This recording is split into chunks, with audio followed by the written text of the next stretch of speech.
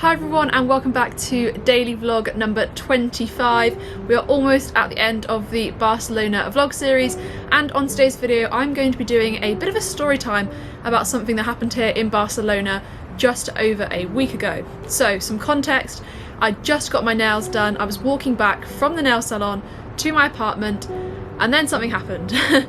I was just walking around the corner, around the block, and this man approached me. And he said he was from Ireland. He said he'd just flown in to Barcelona today. He said he basically works remotely, so he's worked and lived around the world. He got to Barcelona, he couldn't enter his apartment yet because it was being cleaned, so he'd gone to have lunch. He'd left his bag by his table when he went to pay. His bag got stolen and he lost everything. His passport, his money, his phone, everything. This was his story, okay, just to give the context to the situation. So he told me all of this. He said he'd been to 2 police stations, an embassy, to try and get some help, to try and be able to ring home, and he'd got to a point where it was the end of the day and he needed some help. So he told me all of this. I stopped, I listened. I was initially a little bit nervous because I know in Barcelona you have to be very careful about people taking your stuff, like pickpocketing, so I didn't know whether it'd be a part of someone distracting me by speaking to them and someone else coming and trying to take my phone. I had my camera with me at the time. So I was a little bit nervous. I didn't know whether he was potentially going to take my phone or my camera, so I was kind of a bit on edge, but I was listening. I wanted to help this guy. I knew that if I was in a situation that he was saying he was in, if I was in that situation myself, I'd want someone to stop and listen and potentially help me. So we must have been speaking for maybe just under 5 minutes about his situation, what had happened. He was basically telling me his story, and yeah, after I guess 5 minutes, he then was like, can you give me some money? I need to call Ireland, like I don't have any money. I need to call home so they can send some money, because there was some issue with his email because he had 2-factor authentication. And at this point I then started to feel like very like emotionally and mentally like trapped in the situation. Like he was never particularly like aggressive or anything, but I felt very much like I had to help him and give him what he sort of wanted in terms of like the money. Otherwise, I don't know, maybe he could have like taken something from me. I don't know. I felt very kind of like trapped in the situation and I didn't really know what to do. So I said I agreed to give him some money. I wanted to believe that he was telling the truth and that this was actually something that had happened. So I went and put my camera back in my apartment because I just felt a bit vulnerable with my camera and with my phone and everything. So I put my camera back and I said, look, just wait there, I'll come back.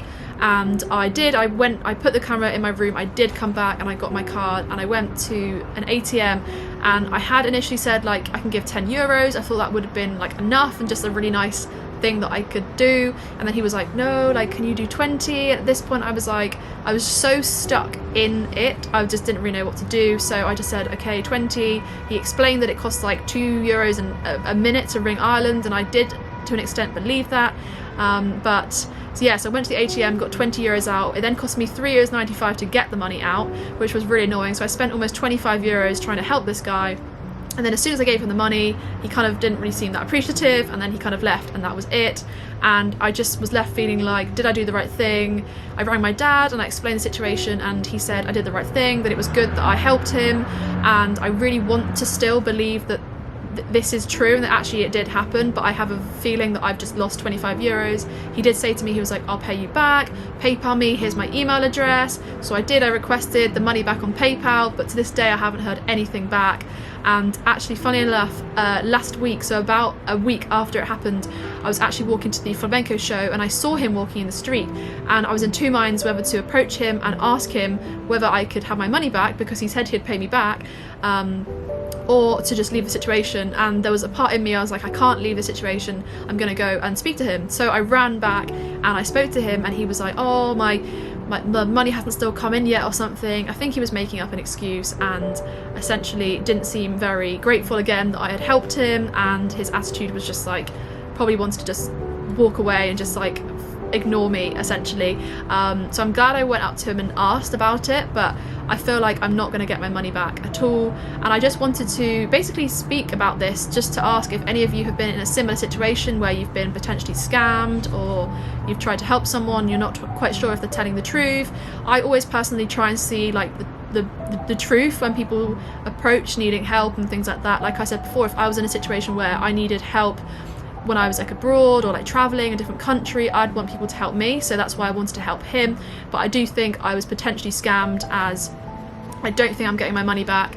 And yeah, a few of my friends have seen him walking around this area as well, and yeah, I just got not a good feeling about it when I saw him again. So yeah, pop something in the comments down below if you think I did the right thing, if you think I'm an idiot, I shouldn't have believed him and that it is a scam, or whether you think I did the right thing, or what you would personally do in that situation. I'd be really interested. I haven't really had these situations before whilst traveling, so it was something that was quite new to me. I do still think I did the right thing, but I think I have lost 25 euros or around 25 euros, and I don't think I'll get my money back. So yeah, let me know in the comments down below. But I hope you've enjoyed or found today's video interesting. Don't forget to smash the like button, comment down below, and subscribe if you're new, and I'll see you in tomorrow's video.